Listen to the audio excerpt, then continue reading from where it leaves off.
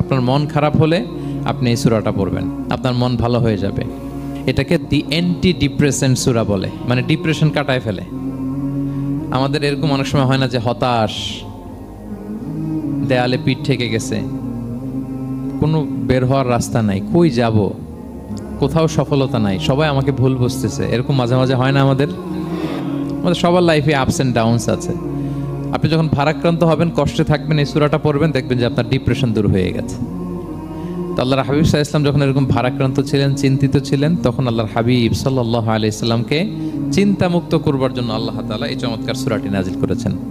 আল্লাহ নাজিল করলেন, আউযু বিল্লাহি মিনাশ শাইতানির রাজিম, বিসমিল্লাহির রহমানির রহিম, ওয়াদ-দুহা ওয়াল-লাইলি ইযা সাজা মা ওয়াদ্দাআকা রাব্বুকা ওয়া মা ক্বালা ওয়ালাল আখিরাতু খায়রুল লাকা মিনাল উলা ওয়ালা সাওফা ইউতিকা রাব্বুকা ফাতারদা।